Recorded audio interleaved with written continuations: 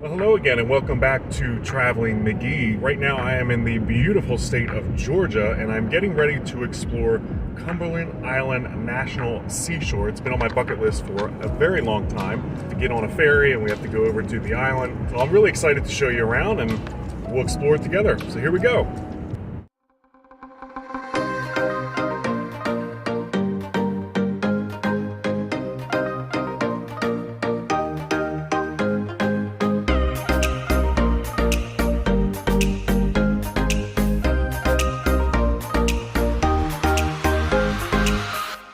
Like I said, I am here in Georgia. I'm actually in a little coastal town called St. Mary's, and this is where you have to go to get the ferry. There is the Cumberland Island National Seashore is part of the National Park Service, so there is a visitor center here. There is a ferry fee, which is between $40 and $45.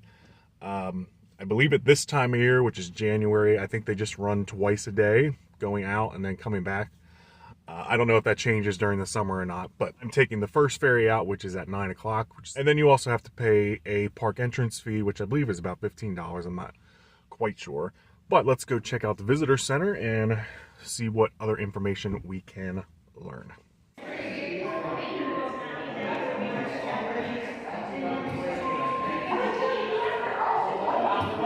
some reason, he was like, no, I'm not going. Well, no, I understand that.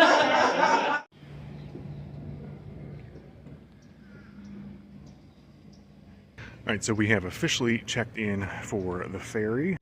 Looks like they give a little 15-minute speech before they let people board, just to give the rules and things like that once you get out onto the island. So we'll just wait around for that and go from there. But in the meantime, you can take a view here of the little harbor here in St. Mary's. Some beautiful docks. There's some National Park Service boats. And that boat right over there, if you can see it, I'm not blinded. There we go. That is the ferry. So we'll be jumping on that here in just a little bit.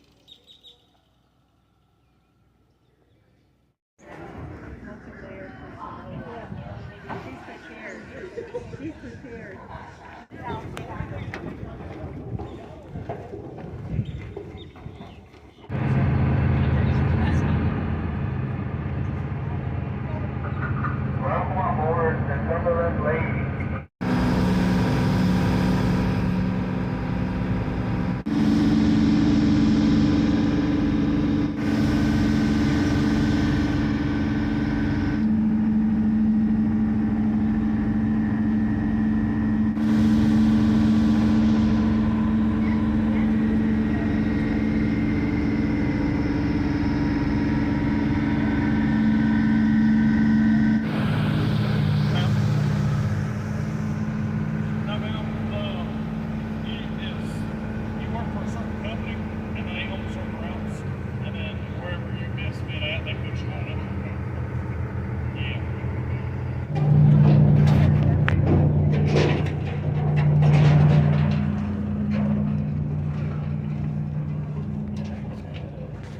Alright, so we have finally made it onto the island, and there's a couple different things that you can do here. The island itself is quite large. There are 2 or 3 different campgrounds here.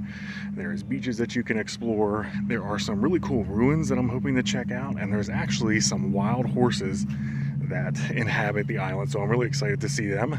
We were told we also might see some armadillos and some other different types of wildlife. I'll spin it around here. And you can see we have some beautiful, huge live oak trees and lots of Spanish moss. So we're going to be focusing on the southern part of the island today. And in the park map, it suggests a 3 to 4 hour kind of walking circuit to kind of enables you to see a good mix of everything. Some ruins, some of the beach, some wildlife, some different trees and things like that. So we're going to mainly do that today, and if we have some extra time, we'll explore a little bit more. The last ferry leaves at 4:45, and it is almost 10 o'clock now. So again, you can see a really great mix of palm and live oak and Spanish moss. And I think we're going to follow this sign And this should take us down to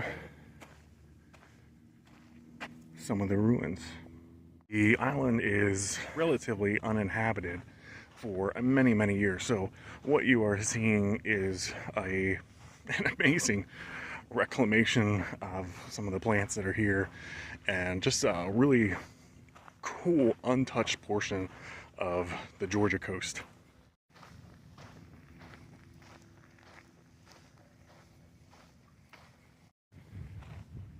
Look at this. How incredible. Beautiful little front gate here.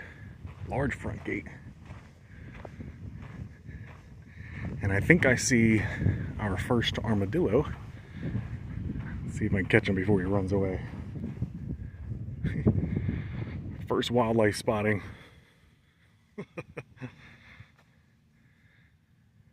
Getting some morning breakfast. Just hanging out. Hopefully you can see him, alright? Yeah. Yeah. Anyway. What an amazing building this must have been at one time. It's absolutely massive. A little marker over here. Let's see what it says. A little Pennsylvania connection here. This house was once owned by a Carnegie. How about that? Huh. So this is, I guess it's called the Dungeness Ruin. And this would have been that home. How cool.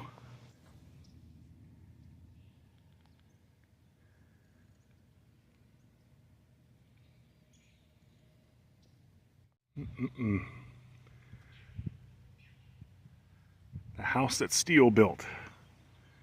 The wealth from Steele. Another cool view of the house. So this would have been the front side, facing part of the bay back here. So the Carnegie family abandoned the mansion in 1925. It deteriorated over the next 30 or so years until a June 1959 fire completely destroyed it. Wow. How sad.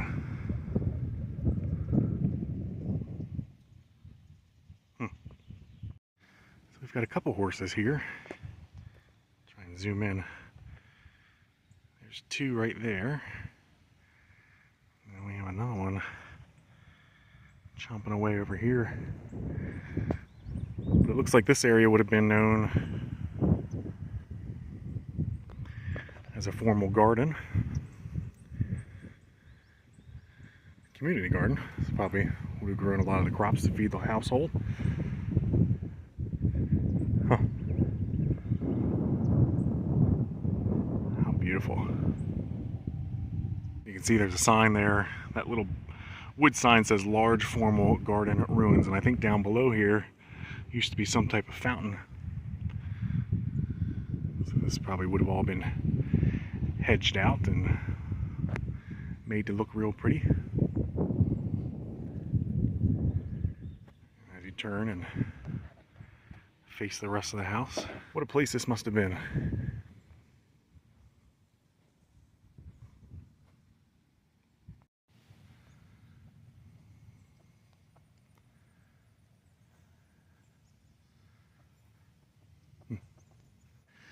So it looks like this section here was some type of recreational area. You can see they had a doctor's office, a squash court, a pool, billiards room, gun room. You can see what the house actually looked like there. And this is all that's left. I don't know if this was part of the damage from the fire. Maybe it was just slowly torn down over time, but interesting to see what the pool looks like.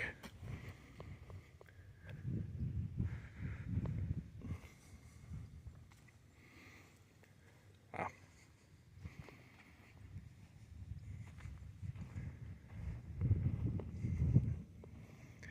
Probably a pump room.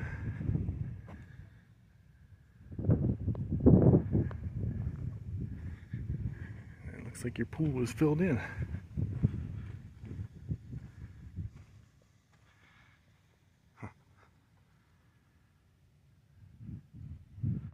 Still have the original tile all the way around. That's pretty cool. Another large chimney here. Wow.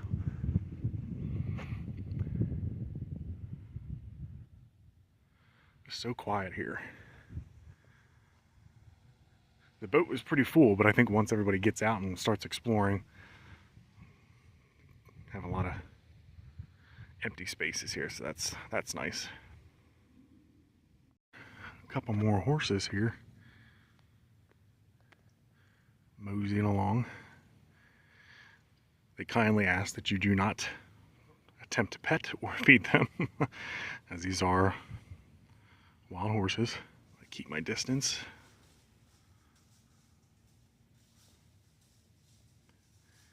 Let them be.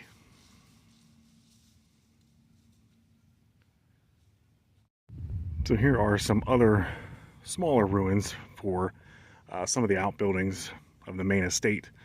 There's an ice block room over there. Other different buildings just that facilitated the estate, which is pretty cool.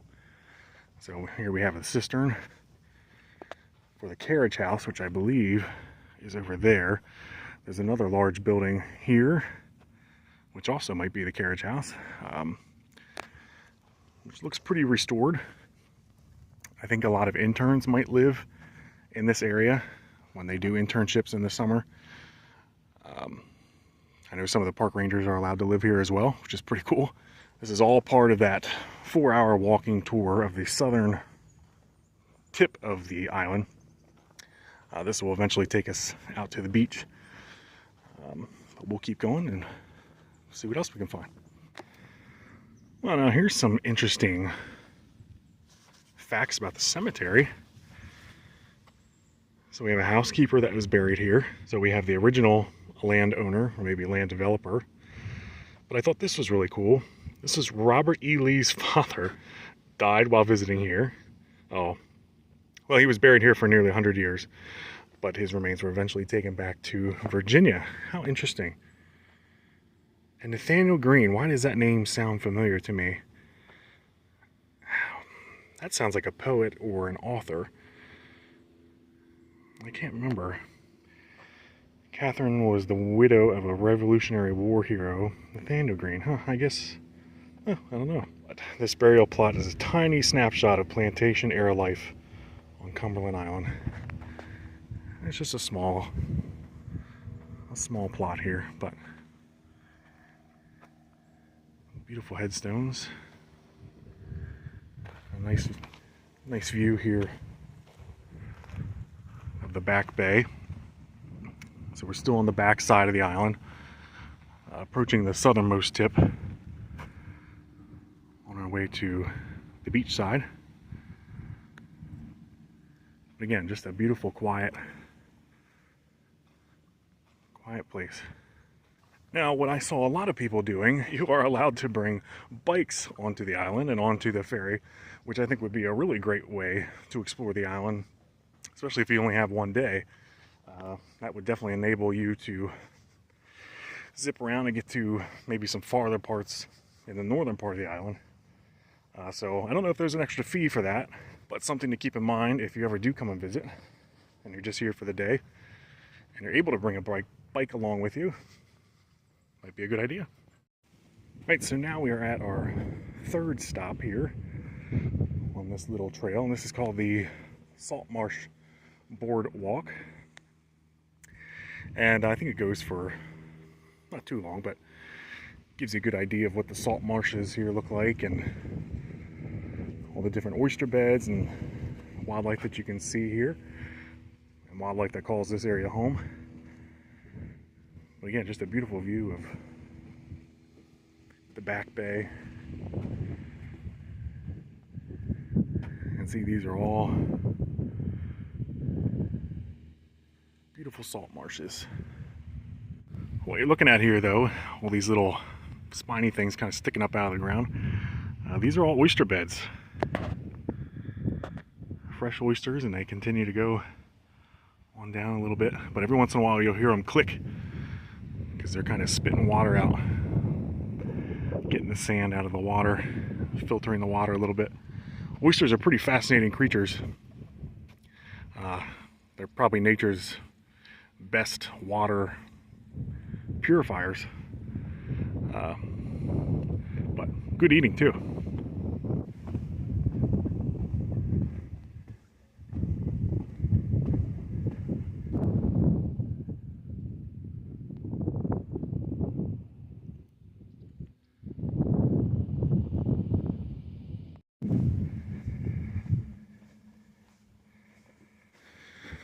Alright, so now we are on the boardwalk that should take us out to the beach. There's a trail that takes you out to the beach, and then there's this boardwalk. And I opted for this, maybe get a little bit better view of some of the trees and different things on the ground. But this should continue on here for a little bit. And again, it's a beautiful day. The sun is out. It's a little bit warmer here than what it normally is, from what I've been told. So it's not quite this warm normally in January. So I got lucky there. But man, some beautiful palm trees. But just a beautiful sunny day. Out exploring this bucket list place that I've been wanting to see for a very long time.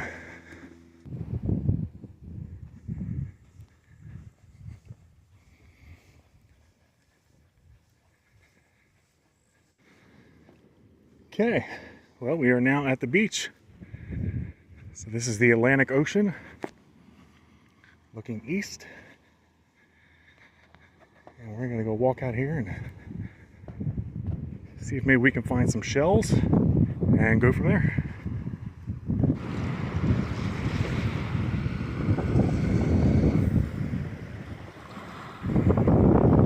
All right, we got our first sand dollar.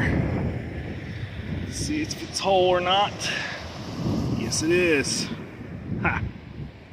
Nice. Beautiful. Well, this is something you don't see every day.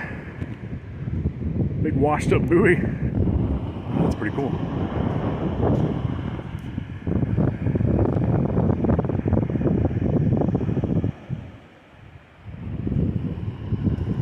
Lots of clam and cockle shells,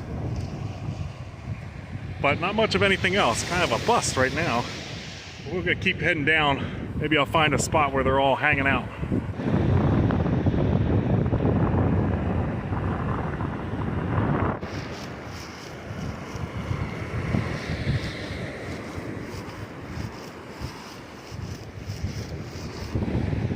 All right, I got another one.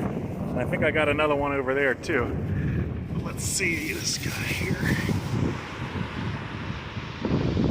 Pretty nice size. Cool. Let's see what this other one looks like. I think. False alarm. Oh, false alarm. All right, well, after about an hour and a half here on the beach, I think it's time to find some shade because I am roasting alive. We'll head back in this way. This should take us to our next point of interest. Well, they have a nice little kind of picnic grove area here. Once you get through the dunes, there's a little boardwalk that takes you through that to get out to the beach. So I'm gonna sit here for probably about half an hour and catch my breath, take a little break. I still have about 4 hours yet to play with. So I'm about halfway through the walking trail, or the walking tour. So if we do happen to finish a little bit early, I might try and find something else to explore. But right now I'm going to take a little break, but I'll show you around. It's beautiful. Again, just these really nice fan palms, live oak trees, a couple picnic tables. I believe there's a restroom over there. There's a couple restrooms here on the island. Little sitting area back here, but a much needed spot for a break in some water. So I'm walking through the campground, or one of the campgrounds, and I wanted to see what one of the sites looks like I think I got one here. This apparently is site number 2. Huh. Okay. I'm not sure what these are. This is probably so birds maybe don't get into your trash or your food. Not sure what that is. Bear box. Not a very big site. Looks like there's a tent pad, fire pit, picnic table, and trash hooks.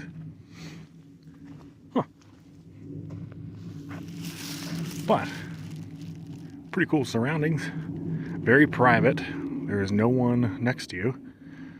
But I just wanted to come out and see what one of the campsites looks like. So pretty cool.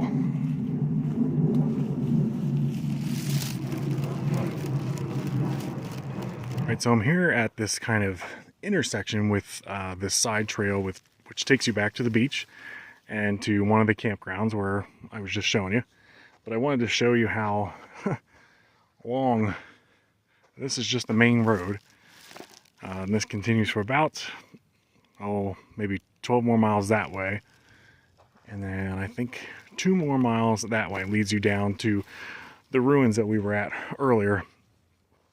This trail continues on to another dock that only hikers and bikers use.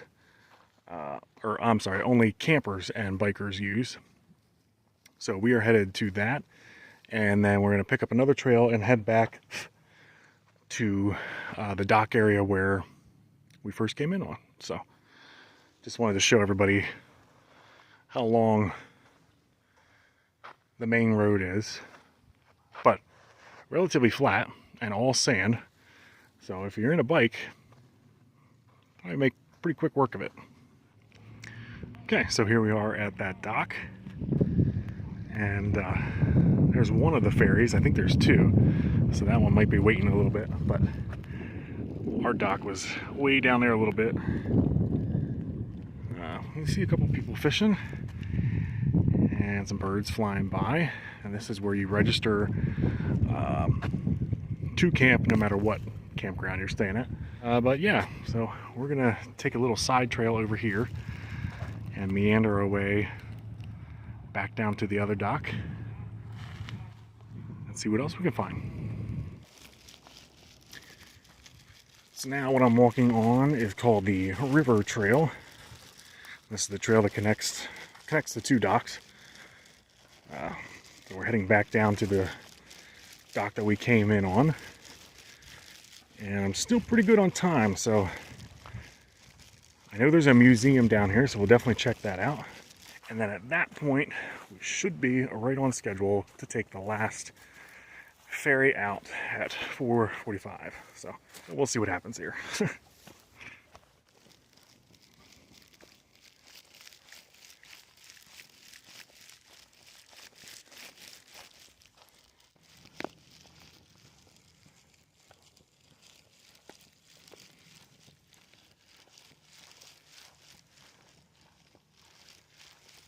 I stumbled upon this section of the river trail that kind of takes you down to the river, which I was kind of hoping most of the trail was just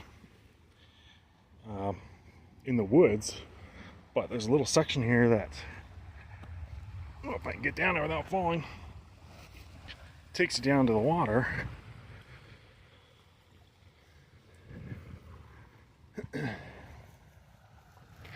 Yeah. Get through this. Gets you real close to the water. Okay, so there's the dock.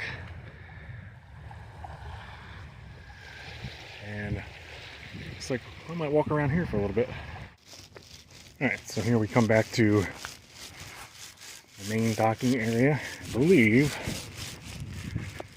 one of these buildings is a museum. Yes, this is what we were just on. River Trail goes that way. About 8/10 of a mile. Nothing crazy. I believe one of these buildings is a museum. So let's see.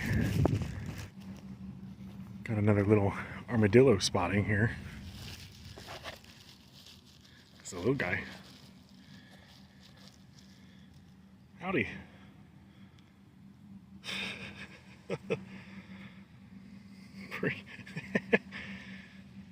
Stick their nose in the dirt and then they scrape it up.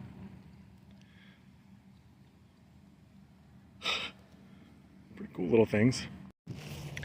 Alright, so I actually found the ice house, which is the museum on the backside here. It just talks about a good example of what some of the architecture here would have consisted of and just some of the history behind some of the buildings. So I think we go on this side. This building back here behind that is a private building. I believe that's a residence for National Park staff. So let's see. Oh, it should be right here.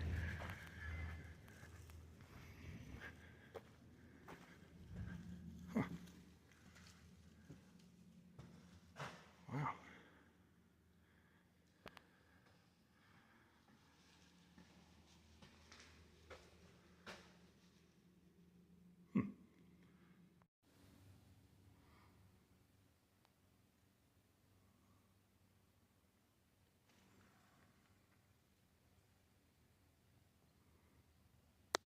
So this is cool. It kind of tells you if you come here first, you can get an idea of what you can do in a day, depending on how much or how long you're going to be here.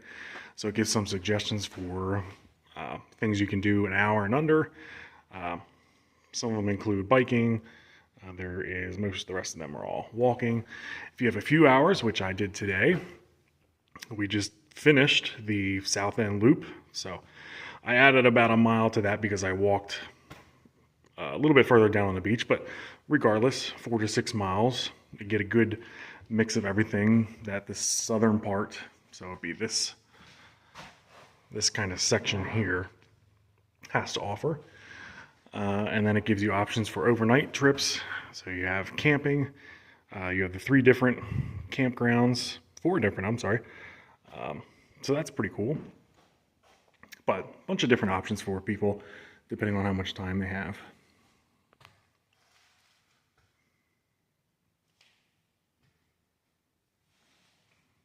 There is a lot of things here to do. If you're feeling super adventurous, obviously you can hike as much as you want. You can beachcomb, you can swim here. There are 4 different campgrounds that you can camp at. I'm not even fully sure what the other half of the island has to offer. Again, we're really only down here in this little southern section, so there's a whole other half of the island that is available to explore. They do offer a van tour, which I believe was about $70 a person, which will drive you up there and drive you back down here, kind of make a big loop, and then you get a kind of like a guided tour of the whole place. That was about 5 hours in total, and I wanted to do a little bit more exploring than that. But if that is something that's up your alley, that is available. Again, there is a ton of different wildlife that you can see here. We've seen a couple armadillos, we've seen wild horses, lots of different types of birds in the water, around the water, on land, different types of birds, tons of different types of trees, live oak trees, beautiful live oak trees, Spanish moss, palm trees, everything that you would think of in that southern Georgia, Florida type ecosystem. It's just really beautiful to see. If you are a history buff, they have you covered here as well, between all the different types of ruins, the Civil War history that is here, the War of 1812 history that is here. There is slavery history here as well. And then even after the Civil War, when the Carnegies moved in and built their mansions and kind of took over the place. So there is a lot of different history here on the island, which is really cool to explore. I think if I could suggest anything, it would be to come during the winter months. I can't imagine how hot it gets here during the summer. I also can't imagine that it would be very enjoyable when it does get that hot. I'm here in January and it is quite toasty. Again, normally I don't think it's quite this warm. It just happens to be in a little bit of a warmer period, but I would definitely recommend coming in the winter. I would recommend spending all day here. Why not? Spend the whole day here and really explore everything that you can. I would say there are no, outside of bathrooms, there is no place to buy food here. They do have a couple drinking stations, but they're few and far between, so make sure you pack plenty of water, plenty of food, sunscreen, anything that you think you might need. Cell service here is kind of spotty. I had pretty good cell service here until I was on the ocean side, and then it seemed to go away, but you know, it's not a big deal. But all in all, I would say this is a fantastic place to explore. I'm so happy I was able to check this off my bucket list. Again, we are just outside of St. Mary's, Georgia, which is just above Jacksonville, Florida. So we're probably about 20 miles from Jacksonville. So it's just a really beautiful place to explore. I highly recommend. You know, any National Park Service program is worth visiting. But I think with that, I'm going to end this video. And I want to say to everyone, thank you for watching and thank you for making it to the end of another one of my videos. And until I see you soon, take care. Bye.